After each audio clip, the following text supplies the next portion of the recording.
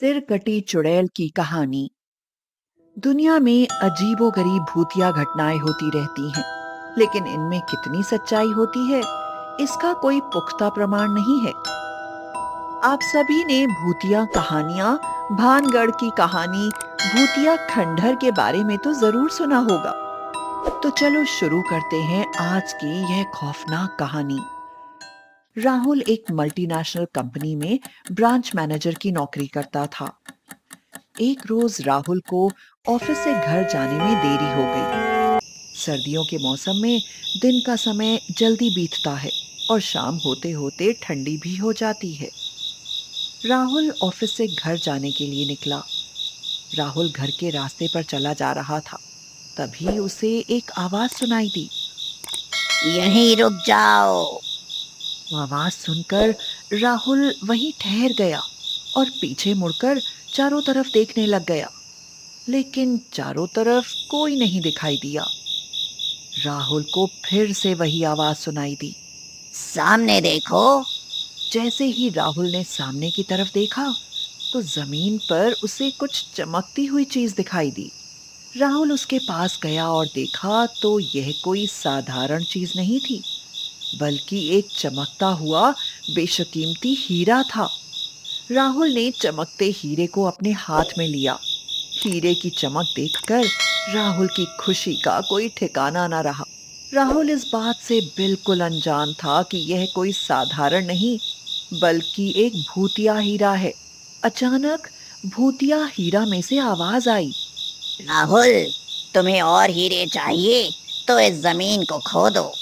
यहाँ पर जमीन के नीचे बहुत सारे हीरे हैं। राहुल खुश हो गया और उसने खुशी खुशी भूतिया हीरा को अपनी जेब में डाला और अपने आसपास देखा। थोड़ी दूरी पर ही उसे वह खुदाई करने वाले औजार दिख गए और फिर उसने लालच में आकर जमीन की खुदाई शुरू कर दी। लगभग 2 फीट खुदाई करने के बाद अचानक राहुल डर के मारे चिल्लाने लगा, जिसके कारण उसका संतुलन खो गया और राहुल जमीन पर गिर पड़ा, क्योंकि उस गड्ढे में से चमकते हीरे मोती नहीं, बल्कि किसी चुड़ैल का कटा सिर था। तभी अचानक चुड़ैल का कटा सिर, या कहें सिर कटी चुड़ैल, हवा में उड़ने लगी और बोली, डरो मत।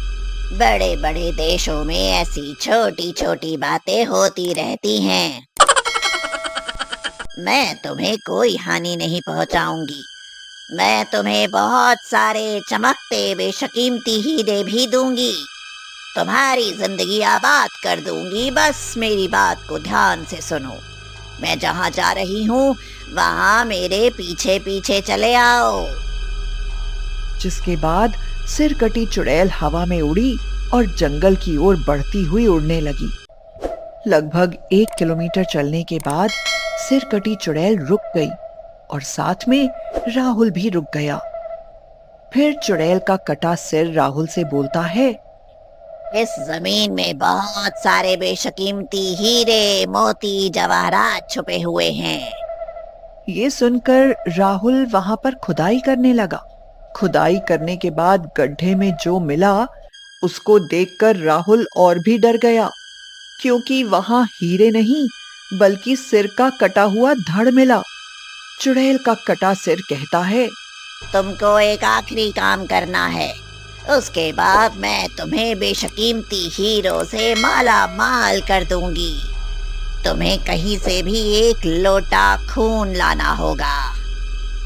हाँ? एक लोटा खून? पर मैं एक लोटा खून कहाँ से लाऊंगा? चलो मेरे साथ।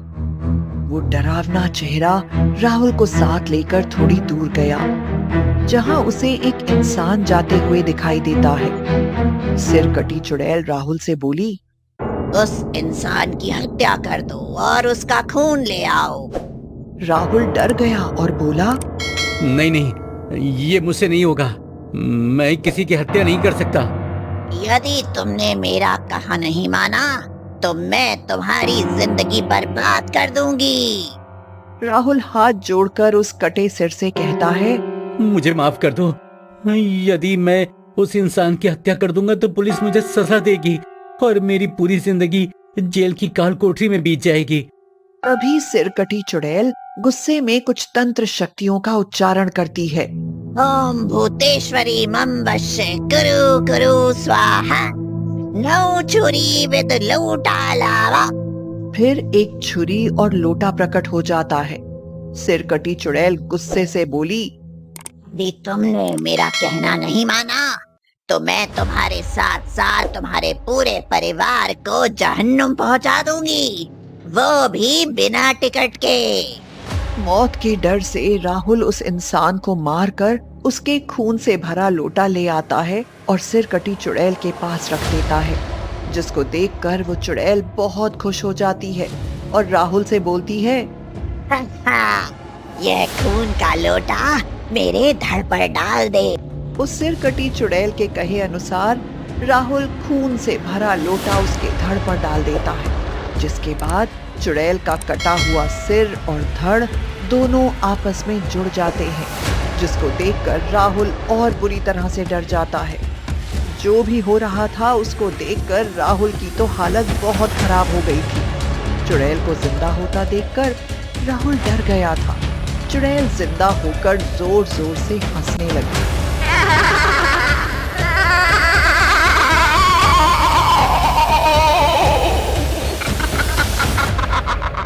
और भयानक आवाज में जोर से बोली, आज मुझे यकीन हो गया कि तू ही पप्पू है।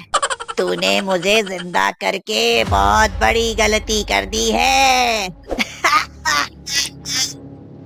मुझे बहुत तेज भूख लगी है और अब मैं तुम्हें कच्चा खा जाऊंगी, कच्चे बादाम की तरह, वो भी बिना मेयोनीज के। अब पूरे शहर का सर्वनाश होगा। यहाँ के हर इंसान को मैं खत्म कर दूंगी। बुरी तरह से डरे हुए राहुल के मुंह से आवाज भी नहीं निकल रही थी।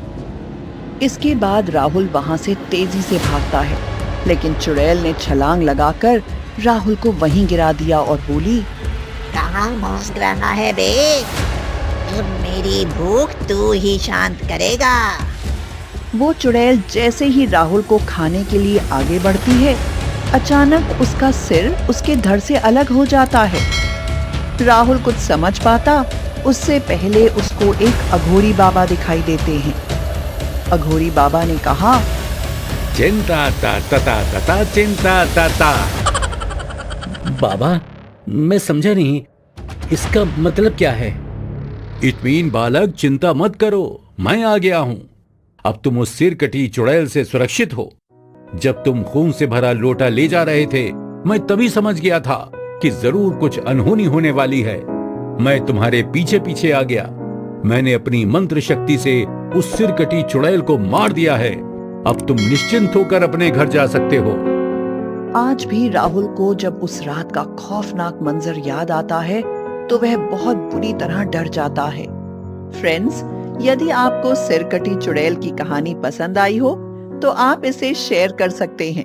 कृपया अपने कमेंट्स के माध्यम से बताएं कि आपको यह कहानी कैसी लगी। वीडियो को लाइक करो और शेयर करो, और हाँ, चैनल को सब्सक्राइब करना मत भूलना।